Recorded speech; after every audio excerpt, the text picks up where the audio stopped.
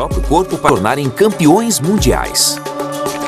Com o que há de mais avançado na tecnologia de ressonância magnética e computação gráfica, nós o levaremos a uma viagem incrível dentro da anatomia dos anões para revelar os segredos desses corpos extraordinários.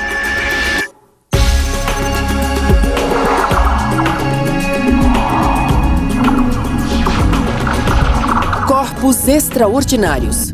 Nanismo. Scott Dunberg é especialista em fitness e atleta de arremesso de peso e vive em Fort Lauderdale, na Flórida. Aos 46 anos, Scott tem 1,41 m de altura. Hoje em dia, qualquer adulto que tenha menos de 1,46 m é considerado anão. Aí vamos nós. 5, 4... O problema de Scott tem uma causa genética bem definida, chamada hipocondroplasia, uma das cerca de 200 variantes conhecidas do nanismo. 5, 4, 3, 2... que faz com que os ossos se desenvolvam de maneira diferente da normal. Deite e põe a cabeça aqui. Já fez ressonância magnética? Não, nunca. Tudo bem, é só ficar deitado. Assim. Para constatar se houve complicações durante o crescimento dos ossos, Scott faz uma série de ressonâncias.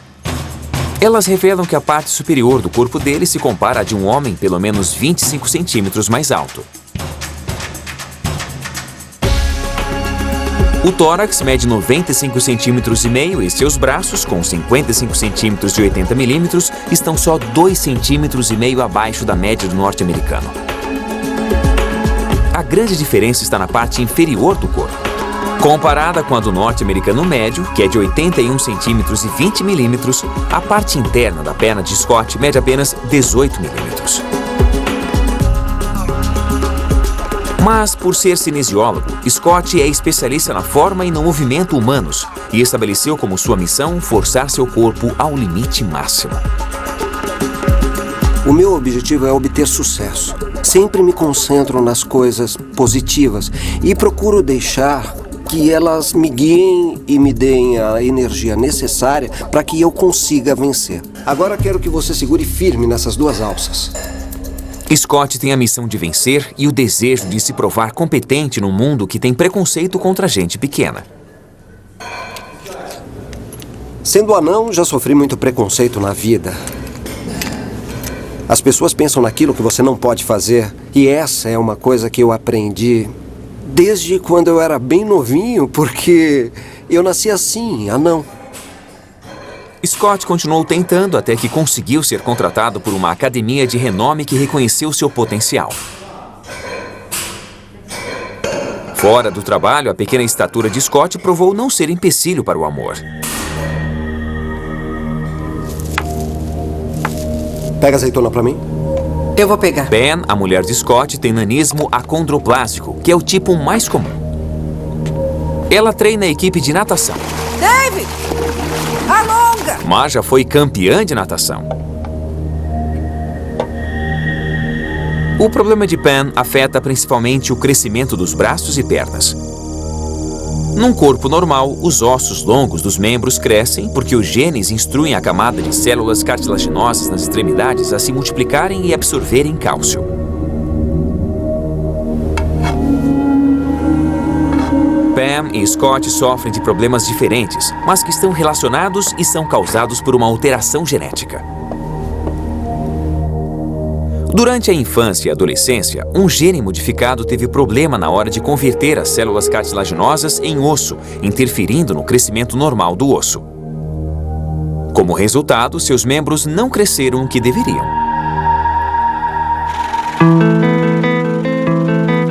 Mas os braços e pernas curtos não impediram Pam de ser uma excelente nadadora. Foi depois dos 20 anos que ela descobriu a natação competitiva. Endireita, Star! Endireita! Eu descobri a natação através da Associação Atlética de Anões e percebi que levava jeito para o nado de peito. Eu nunca tive aulas de natação, nem nada assim. Comecei quando já era adulta. Seu talento natural a colocou no caminho das Paralimpíadas na Coreia do Sul em 1988. Aconteceu tudo muito depressa. Primeiro eu nem competi, aí depois, aos 30 anos, Participava de competições nacionais e, de repente, estava nas eliminatórias. E quando vi, fui escolhida para ir para Seul. Foi uma honra incrível. Pam competiu contra as melhores nadadoras anãs do mundo e conseguiu chegar na final dos 50 metros nado de peito. Pensando bem, como eu podia ser levada muito a sério se eu nem sabia como estava o tempo das outras? Eu não tinha ideia. Nadei os 50 metros, que é uma piscina só, e cheguei em segundo lugar. De repente, vi o Scott pulando feito um louco. Foi inacreditável, uma experiência absolutamente fantástica. Agora Scott pretende igualar ou superar a façanha de sua mulher nas Paralimpíadas. Está treinando para ganhar ouro no arremesso de peso em Beijing.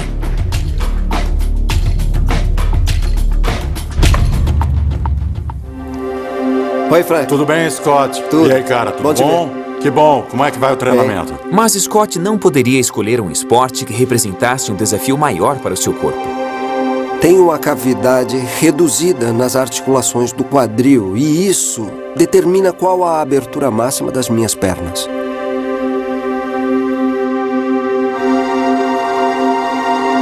A ressonância magnética mostra como a hipocondroplasia redesenhou os quadris de Scott. A interrupção genética do crescimento de seus ossos significa que as cabeças de seus fêmures não são arredondadas, mas sim angulosas. O movimento lateral das pernas de Scott é limitado porque a ponta do fêmur pressiona o osso pélvico. Dá pra sentir. Como resultado, ele tem um ângulo de apenas 25 graus de abertura lateral das pernas, menos da metade que o de uma pessoa normal.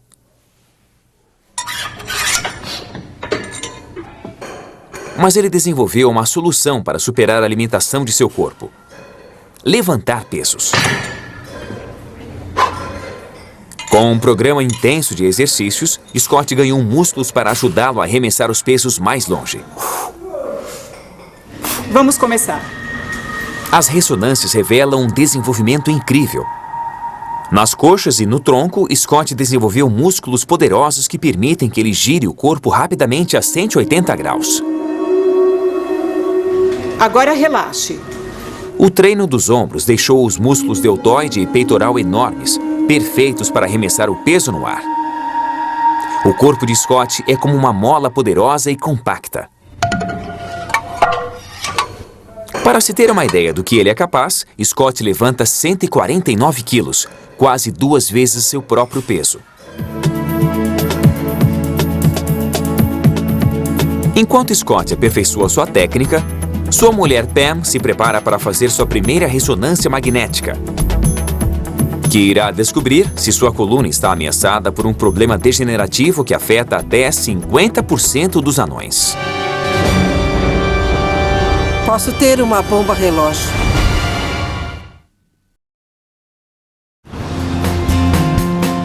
Scott e Pam Denberg são um casal comum em quase tudo, exceto pelo fato de que são anões. Scott tem um tipo de nanismo chamado hipocondroplasia, que diminuiu consideravelmente o comprimento de suas pernas e afetou o movimento dos quadris. Vamos lá, todo mundo para fora. Sua mulher Pam sofre de acondroplasia, a forma mais comum de nanismo, que engloba 70% dos casos. Uma mutação genética que faz com que a pessoa não passe de 1,20 m. A acondroplasia é um problema da cartilagem que não consegue se transformar em osso. Toda a musculatura, a pele, os órgãos, é tudo igual ao de uma pessoa normal. Mas os ossos não têm o comprimento ideal. A cabeça e o tronco de Pam são quase do tamanho normal. Mas os braços são 30% mais curtos e ela não pode esticá-los até o fim por ter movimento restrito nas articulações dos cotovelos. As pernas de Pam também foram afetadas. Com 38 centímetros, são 45% mais curtas que o normal. Alonga! Seus membros são muito mais curtos, mas a maioria de seus músculos e órgãos tem o mesmo tamanho dos de uma mulher normal. Muitos tipos de nanismo são hereditários, e quando decidiram ter um filho, Scott e Pam aumentaram muito as chances de terem um filho anão. Mas Jack é normal. Ironicamente, as várias adaptações que o casal fez ao ambiente em que vive acabou afetando o garoto mais que ninguém. Scott modificou seu carro e isso permite que ele dirija normalmente. Eu vou contar o que me deixa mais frustrado. O meu carro, sem brincadeira, ele quebra, a cada 2 semanas. Acontece com os meus amigos também, mas eles podem pegar o carro do pai ou da mãe. Mas eu não posso, é claro. Se o meu carro quebra, eu fico a pé. Apesar das inconveniências para o filho, Pam e Scott podem levar uma vida praticamente normal. Mas um dia talvez tenham que enfrentar problemas cuja solução é cirúrgica. Os mais comuns são relacionados à coluna e ao sistema nervoso. A coluna de tamanho normal possui um canal espinhal grande o bastante para acomodar a medula confortavelmente. Mas a coluna do anão com acondroplasia é diferente. A medula tem tamanho normal, mas o menor crescimento dos ossos causa estreitamento do canal espinhal, a chamada estenose espinhal. Com um espaço menor, a medula é comprimida, e isso pode trazer sérios problemas neurológicos. A compressão da medula espinhal pode causar fraqueza nos braços e pernas e estranhos problemas sensoriais, como não conseguir segurar os objetos ou sentir que as articulações estão soltas. Vamos para baixo, até o pé. Muitos amigos de Pam ficaram incapacitados por causa da estenose. Quase todas as pessoas que eu conheço têm problemas por causa disso. Já passaram por cirurgias complexas e ficaram paralíticas. É um problema que aflige grande parte dos anões. Será que isso vai ficar só como uma preocupação minha ou um dia vai me atingir? Com certeza. Oi, tudo bem? Felizmente, a coluna de Pam é saudável e nunca teve problemas. Mas só para garantir, ela vai fazer uma ressonância magnética para saber como vão as costas.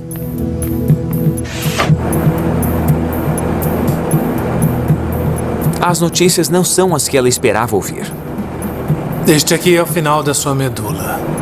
Bem aqui. Dá pra ver que em 2 níveis, na L2 e L3, e também na L4 e L5, você sofre de estenose. A ressonância revelou que em 2 partes da coluna, o canal pelo qual a medula passa está estreito demais. Se a estenose se agravar, o canal pode se reduzir ainda mais, pinçando as terminações nervosas ou a própria medula.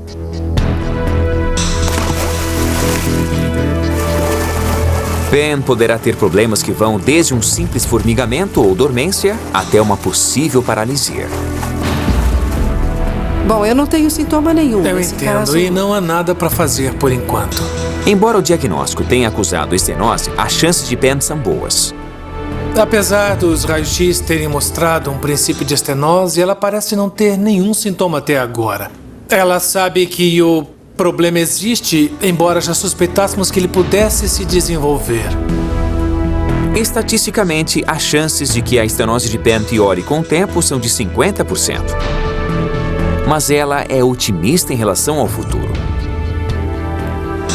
É mais ou menos óbvio que se você sofre de acondroplasia, vai ter também algum grau de estenose.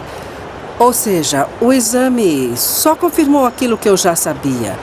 Que isso pode ser uma bomba relógio, mas eu vou me preocupar com isso só quando acontecer. Pam tem sorte de poder se dar ao luxo de não ter que pensar em operar a coluna por enquanto. Muitos anões têm que passar por várias operações durante a vida.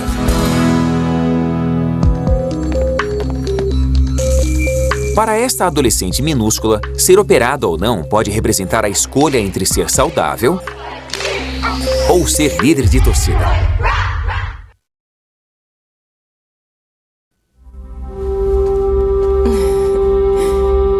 Vamos levantar? Isso, que lindas! Existe um tipo de nanismo tão raro que só 100 pessoas nos Estados Unidos o apresentam. Vamos ao banheiro? Hannah Kritzek tem 13 anos e é uma delas. Ela é uma anã primordial. O nanismo primordial ou nanismo puro é extremamente raro e ocorre um caso para cada 3 milhões de nascimentos. O resultado é uma criança muito pequena que se desenvolve pequena no útero e continua assim pelo resto da vida. Hannah e sua amiga Delaney fazem o mesmo que duas adolescentes de 13 anos no fim de semana. Vão para o shopping. O problema é que Delaney tem 1,59 m, a altura média para sua idade, e Hannah tem 98 centímetros, a altura de uma criança de 4 anos de idade.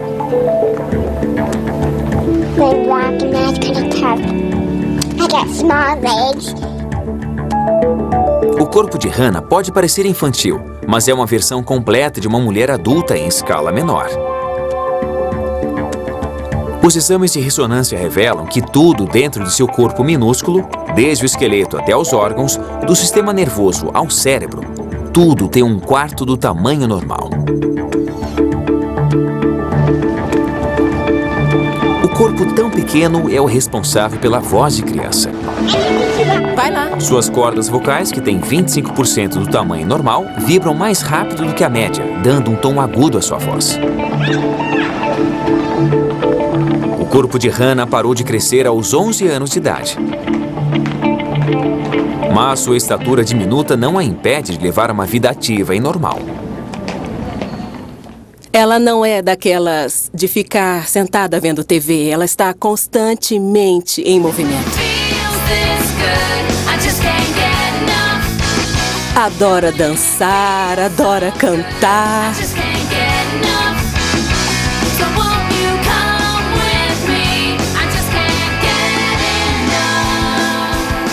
Ela adora animar torcida e vai para os ensaios 2 vezes por semana. I love to cheer by myself. I like to back up on a trampoline. I like to do the splits. I'm still working on it. And I love to do cartwheels. Quando a mãe de Hannah, Jack, adotou a garota aos 4 meses de idade, ela pesava apenas 1,5 kg, mas os médicos não detectaram nenhum problema. Eles só disseram que tinha dificuldade em se desenvolver e era prematura. Só quando ela estava com uns 2 anos é que nós recebemos o diagnóstico de que tinha nanismo primordial. Naquela época, a ciência ainda desconhecia a causa do problema. Mas pesquisas mais recentes revelaram que ele é uma combinação de mutações genéticas raras herdadas tanto do pai quanto da mãe. Isso afeta a divisão celular de Hannah, causando várias sequelas, inclusive o crescimento bem lento.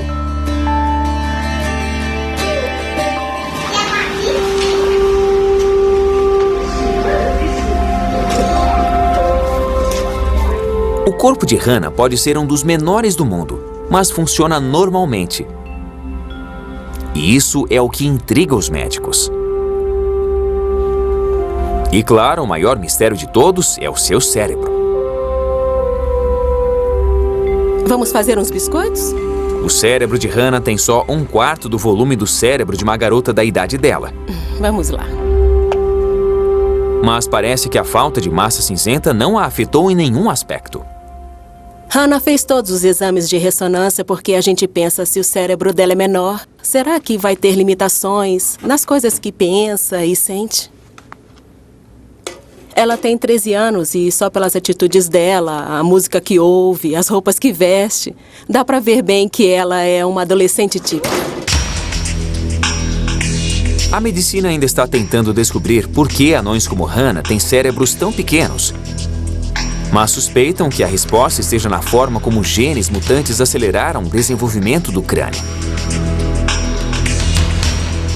O crânio das crianças, como o da sua prima de 5 anos, consiste de placas ósseas que têm fissuras entre elas. Conforme a criança vai crescendo, essas placas ficam maiores e as fissuras diminuem até desaparecerem na idade adulta.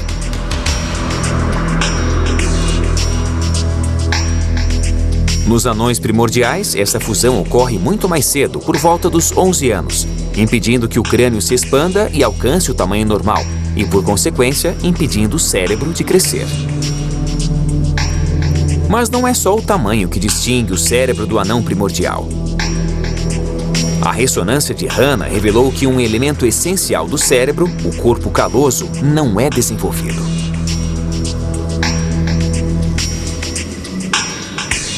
O corpo caloso é um feixe de milhões de nervos que atua como um condutor entre os dois hemisférios do cérebro.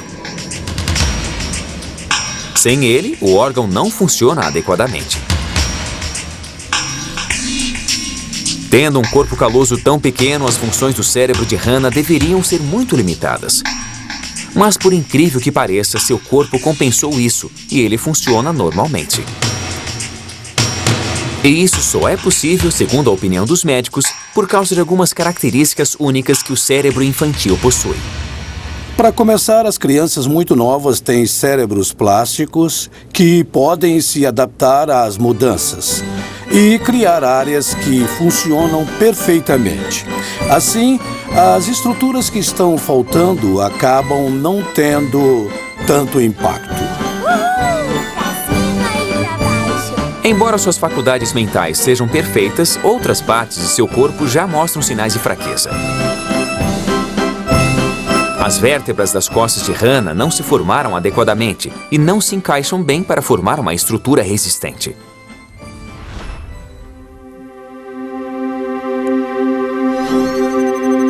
As ressonâncias magnéticas e radiografias revelaram que sua coluna está criando um desvio. Em junho de 2006, Hannah foi diagnosticada com escoliose. Caracterizada por um desvio da coluna em forma de S, a escoliose afeta de 2 a 3% da população norte-americana. Mas a incidência entre anões primordiais é muito maior, de 40 a 50%.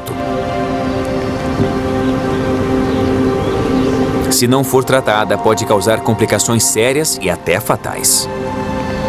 Pode resultar em deformidades graves, dor, interferir nas funções do coração e dos pulmões. E, teoricamente, se for um caso muito grave e danificar a medula, pode causar paralisia. My back is curving. And I don't want it to curve even more because it might hurt my heart. And I don't want that. Vamos levá-la para o centro cirúrgico. Quer dar um abraço nela? Mas é claro. Para Hannah, a única opção para impedir que a escoliose se agrave é entrar na faca. Mas essa operação pode ter efeitos colaterais, tornando seu corpo menos flexível e destruindo seu sonho de ser animadora de torcida.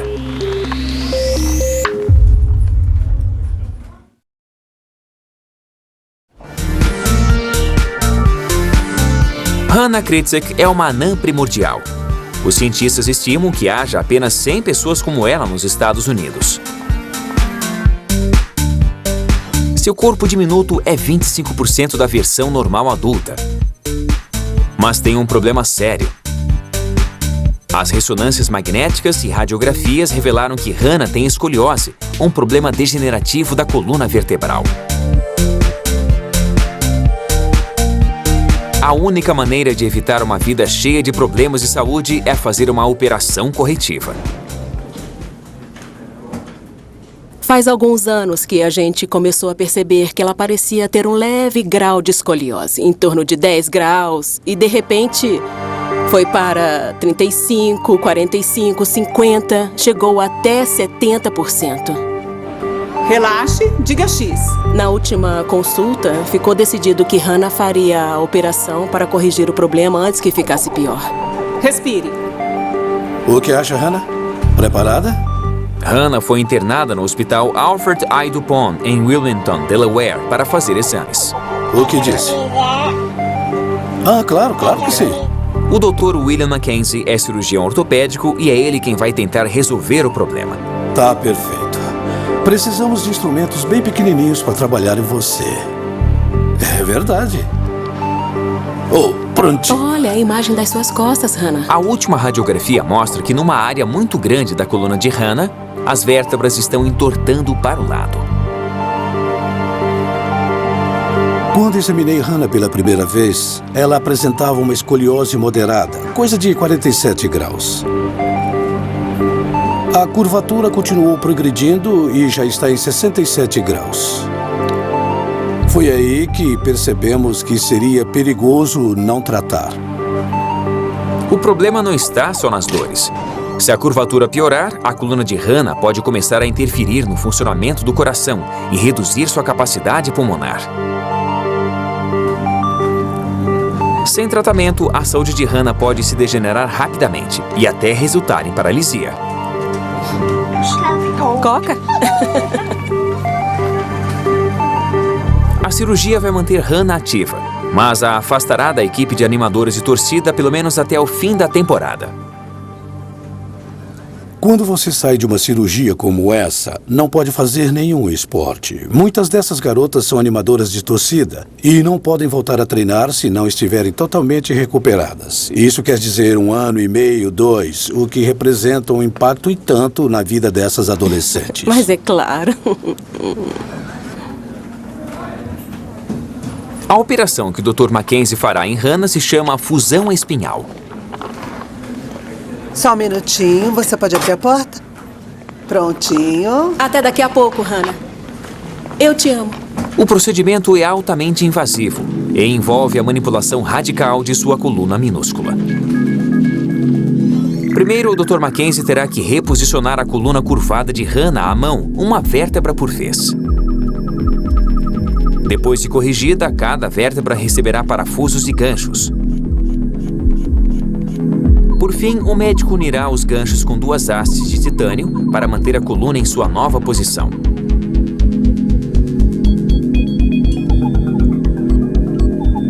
Mas como o corpo de Hannah corresponde a 25% do corpo de uma pessoa normal, o Dr. Mackenzie terá que trabalhar com equipamentos bem menores.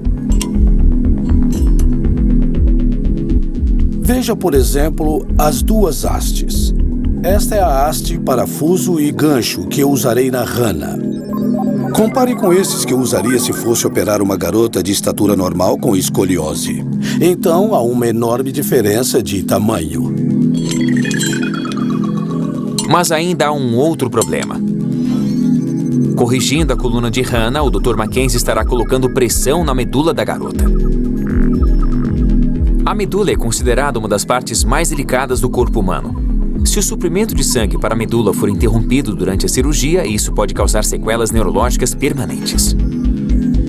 A causa mais comum de danos na medula espinhal é a interferência no suprimento sanguíneo, o que geralmente ocorre quando você estica a medula. Há algumas regiões da medula que são mais sensíveis e é por isso que temos que observá-la atentamente pelo neuromonitor. Hannah fica na sala de cirurgia por 6 horas enquanto a equipe realinha cuidadosamente as vértebras de sua coluna.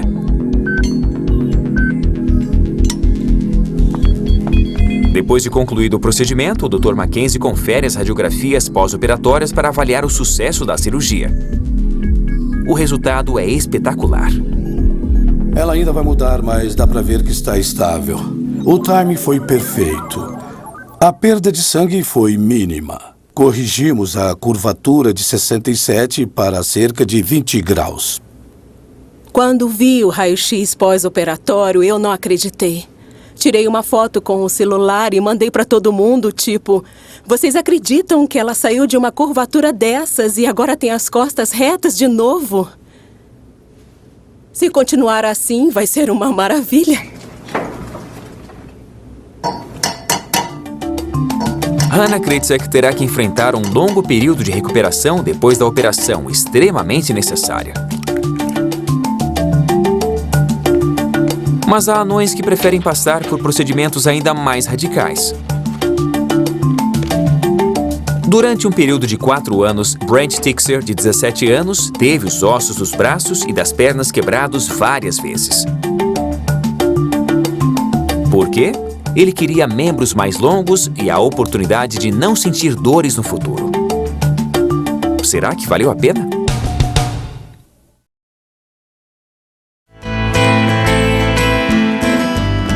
Brent Tixer tem 17 anos e mora em Darlington, no Wisconsin. É um aluno dedicado e golfista esforçado. Vai! O golfe representa uma grande parte da minha vida. Se eu tô em casa, meio de bobeira, eu pego um taco e vou lá pra fora. Eu fico praticando um tempão. É meio que, sabe, é um vício. Brent nasceu com acondroplasia, a forma mais comum de nanismo. Isso aqui parece suco de laranja. Agora vamos tirar os óculos e voltar para a sala. Resultado típico do problema com que nasceu, os braços e pernas de Brent são mais curtos que os do adolescente norte-americano comum. Hoje Brent tem 1,52 m, mas nem sempre foi assim. Ele foi crescido. A ressonância magnética revelou que os ossos de suas pernas, tíbias, fíbulas e fêmures são no total 10 centímetros mais longos que o do anão acondroplásico típico. O mesmo acontece com os braços, 10 centímetros mais longos que a média. Mas o corpo de Brent não é resultado de nenhuma anomalia genética. Durante 4 longos anos, entre os 12 e os 16, ele passou por uma série de cirurgias radicais e extremamente controversas. Com exceção dos antebraços, todos os ossos longos de seus membros foram cirurgicamente quebrados e alongados. Com isso, Kimberly Tixer queria evitar que o filho viesse a ter problemas de falta de movimentos no futuro. A primeira vez em que pensei em fazer a cirurgia para valer, Brent estava com 9 anos. Notei que muita gente mais velha, com acondroplasia, não andava mais, estava em cadeira de rodas. Aquilo me desconcertou. Pensei, nossa, meu filho vai acabar numa cadeira de rodas quando ficar mais velho? O corpo dos anões é tão diferente que eles estão arriscados a ter problemas ortopédicos graves. Membros mais robustos geralmente aceleram o desgaste das juntas. As pernas mais curtas criam problemas de postura e pressionam o nervo ciático, causando dormência. Kimberly sabia que membros mais longos e retos poderiam diminuir esses problemas a longo prazo. Para Brent, ser mais alto daria mais chances no mundo criado para pessoas de altura média. Quando eu tinha 10 para 11 anos, eu comecei a pensar nisso. Eu não queria chegar aos 40 anos numa cadeira de rodas. Eu queria jogar golfe e ter uma vida normal, como a de todo mundo. As extremidades dos ossos são naturalmente mais largas e, por isso, têm menos cor. Mas como fraturar os ossos pode torná-los mais longos? O segredo está na incrível capacidade de regeneração do corpo humano. Quando fraturamos um osso, os vasos sanguíneos e as células cobrem as duas extremidades da fratura e fecham a fissura até que o osso esteja totalmente recuperado. Para tornar os membros mais longos, as duas partes do osso fraturado são mantidas separadas para criar um vazio. Os vasos sanguíneos e células começam o processo de reparo e trabalham mais que o normal para preencher esse vazio, criando mais osso. O resultado é um osso mais longo. Apesar de eu estar trabalhando com isso há mais de 20 anos, eu sempre me surpreendo com a magnífica capacidade de regeneração que o corpo humano possui. Ver um osso crescendo diante de seus olhos e às vezes ele cresce mais rápido do que o reparo da fratura. O Dr. Mark Dahl é cirurgião ortopédico e supervisionou o tratamento de 4 anos de Brent. Numa série de operações, ele preparou Brent com um aparato necessário para o processo de alongamento. Nas extremidades dos ossos da parte superior dos braços e pernas, o Dr. Dahl inseriu pinos metálicos horizontais. Depois de inseridos, os pinos ficaram seguros no lugar através de um fixador externo, um aparelho ajustável que controla a proporção do alongamento. A seguir, o médico fez pequenos furos para enfraquecer as áreas dos ossos que seriam quebradas. Por fim, usando um cinzel, o Dr. Dahl fez uma série de fraturas limpas. Todas as cirurgias de encaixe dos fixadores correram bem, mas Kimberly nunca vai se esquecer da primeira vez que viu Brent saindo da sala de operação. Eles estavam saindo da sala e olhei para o Brent, que estava sedado. Tinha uma parafernália nas pernas. E os cortes estavam abertos. Era uma cena muito assustadora. Meu primeiro pensamento foi: o que foi que eu fiz com o meu filho? Mas como Brent e Kimberly logo descobriram, colocar o fixador era a parte mais fácil. O difícil era ajustá-lo. E essa se tornaria a experiência mais difícil e traumática pela qual mãe e filho tiveram que passar. Ai, pai, a gente tá virando. Aí! Aos 17 anos, Brent Tixer guarda cicatrizes das cirurgias radicais que tornaram seus membros mais longos. Oh, muito bom! Durante 4 anos, seus braços e pernas foram sistematicamente fraturados e afastados para que se formassem vãos. Seus ossos, programados pelos genes do nanismo para permanecerem curtos, foram forçados a crescer através do estímulo dos mecanismos naturais de regeneração do corpo, que preencheram esses vãos. Nas tíbias e fíbulas, o processo foi feito manualmente, ajustando os fixadores implantados nas partes inferiores das pernas. Este é um dos fixadores que ficou preso na minha perna durante o processo de alongamento. O fixador ficava mais ou menos assim. Ele ficava ao redor da perna, desse jeito. Tinha um par de pinos aqui, outro que ia aqui, e tinha um pino sozinho bem aqui. Os pinos menores ficavam aqui do lado. Para fazer o processo de alongamento, a gente encaixava uma chave comum aqui e ia girando bem devagar, sabe? Para conseguir separar os ossos.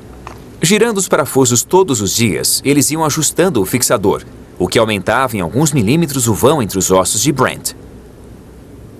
Nos fixadores inferiores, eu tinha que usar a chave a cada 6 horas, girando as porcas em 1/4 de volta. Isso durou, acho que uns 3 meses e meio. Mas a pior consequência do processo de alongamento era uma dor insuportável. Bom, se alguém já quebrou algum osso e sabe a dor que é, aumenta isso por 100 ou 1000 o tempo todo. Foi isso que eu passei. Mãe, não é uma dor aguda, mas é uma coisa profunda dentro do osso. É, porque os ossos estão desconectados. Um programa intenso de fisioterapia e movimentação foi essencial no processo de alongamento. Conforme os ossos de Brent iam sendo alongados, o mesmo acontecia com os músculos e ligamentos. Sem os exercícios corretos, esses tecidos delicados acabariam sofrendo de fibrose e contração, desenvolvendo um excesso de tecido conjuntivo. Isso poderia levar Brent a perder força e flexibilidade dos músculos. Mas a fisioterapia foi quase tão dolorosa como o próprio alongamento. O Dr. Down enfatizou que era super importante fazer fisioterapia. Por isso, várias vezes ao dia, eu entrava no quarto dele para torturar suas pernas. Bom, a troco de quê? A troco do futuro dele. Os pinos que prendiam o fixador ao osso iam rasgando a carne conforme se separavam cada vez mais. Limpar as feridas abertas de Brent foi muito estressante emocionalmente. Eu tinha que limpá-las de 2 a 3 vezes por semana. Um dia entrei no quarto e comecei a limpar, mas explodi em lágrimas. Então eu comecei a soluçar. Durante todo o processo, o cirurgião que acompanhou o caso de Brent, Dr. Dahl, ficou impressionado com o progresso de seu paciente. As radiografias revelam o incrível resultado da persistência de Kimberly e Brent. Foi um progresso fantástico, como se pode ver nas radiografias do Brent. Ele teve uma regeneração fantástica do osso. Podemos ver aqui que formaram-se umas colunas lineares e bem feitas em cada um dos pontos de alongamento, o que quer dizer que o processo aconteceu no ritmo certo, para que assim o corpo pudesse produzir o tecido ósseo. O corpo de Brent reagiu bem a cada estágio do alongamento. Me dá um taco aí. E depois de meses de convalescença, Brent voltou ao hospital para tirar os fixadores. Consegue ir até o fim? Não. O processo de alongamento acrescentou 18 centímetros à altura de Brent e 10 ao alcance do braço. Muitos anões são contra a cirurgia, mas para Brent, os 4 anos de inferno valeram a pena. Eu acho que valeu a pena. É lógico, durante o processo você pensa, onde é que isso vai me levar? Mas, conforme o tempo foi passando, eu vi que eu seria recompensado, porque hoje eu consigo subir escadas com mais facilidade, eu posso ficar em pé muito mais tempo, eu posso andar. Tudo que as pessoas fazem sem nem pensar. Apenas 1 ano e meio depois que os fixadores foram removidos, Brent já estava dando um show nos campos de golfe. Durante uma competição eliminatória em 2007, ele emplacou 80 pontos e levou sua equipe a disputar o campeonato estadual de golfe. Brent foi impecável aquele dia. Nada o desconcentrou, o estressou. Ele estava muito tranquilo, calmo, centrado e fez uma rodada sensacional. Quando em Darlington chegou a notícia de que o pessoal tinha se classificado para o estadual, a cidade ficou de cabeça para baixo. O Brent virou um herói. Enquanto Brent se prepara para o próximo campeonato... Valeu, garoto! Scott Dunberg também espera se tornar herói nos Jogos Paralímpicos de Beijing. Depois de 7 anos de treinamento, ele está preparado para viajar. É um desafio e tanto. Vou competir contra os melhores do mundo. Mas gosto de desafios. Quero muito chegar lá e fazer o que sei da melhor maneira possível. Tomara que eu consiga uma medalha. Vou tentar, e mesmo que não dê, eu vou ficar muito orgulhoso da minha participação. Obrigado por tudo, querida. De nada. Valeu. Se cuida. No dia 15 de setembro de 2008, Scott disputou o ouro no Ninho do Pássaro, em Beijing.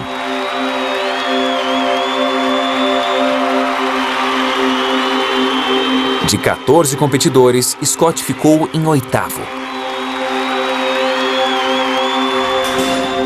Sua determinação inabalável, sem dúvida, fará com que ele persiga novos objetivos no futuro.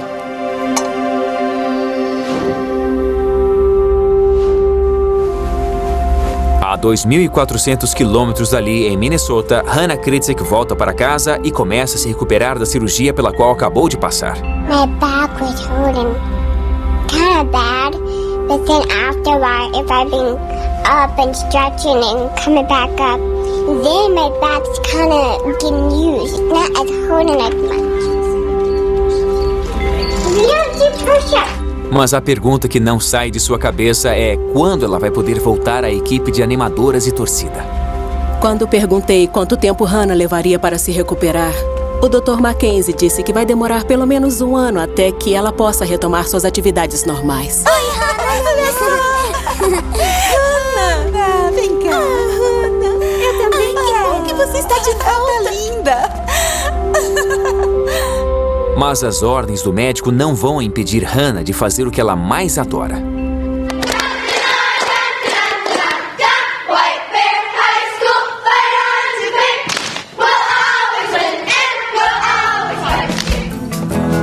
Ainda é muito cedo para dizer, mas tudo indica que Hannah vai voltar a animar as torcidas logo logo.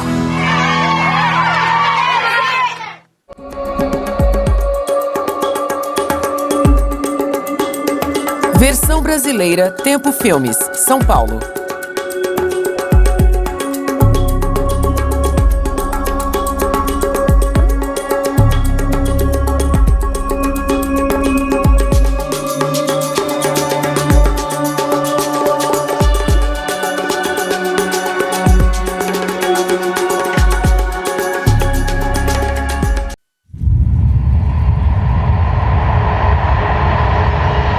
Este mês, no Discovery Science, o grande visionário professor Michio Kaku está fascinado pelo futuro e fará o impossível possível, investigando as ideias incríveis do mundo da ficção científica e explicando como podem se converter em feitos científicos. Não perca a Física do Impossível. Novos episódios, quintas, no Discovery Science, só para fãs.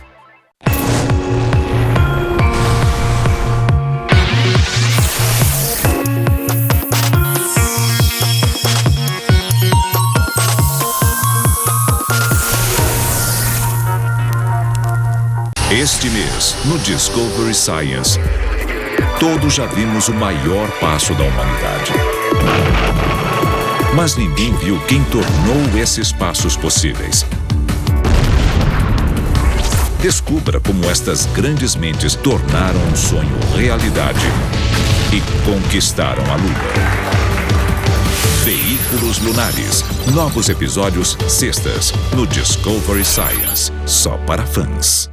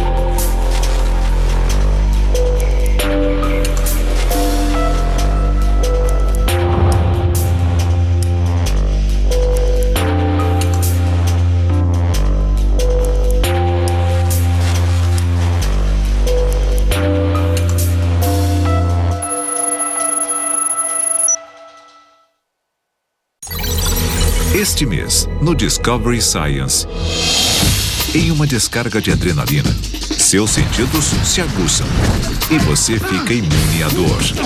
Decifre o corpo humano por uma semana em Corpo Humano, testando os limites. Aprenda como o nosso cérebro conduz energia em Por Dentro do Assunto. E combata as forças microscópicas que nos formam em Fronteiras da Ciência. Veja tudo que nos faz saborear e sentir prazer no especial História do Corpo. E não perca a estreia de A Estatística do Corpo, onde o milagre da vida é revelado. Este é o nosso corpo. Explore em Semana da Ciência do Corpo Humano, de 18 a 22 de julho, no Discovery Science. Só para fãs.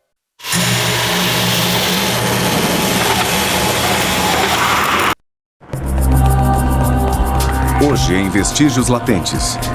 Numa localidade ao norte de Madrid aparecem os restos de um crime. Era uma espécie de inventário macabro de despojos humanos. Parecia um filme de terror.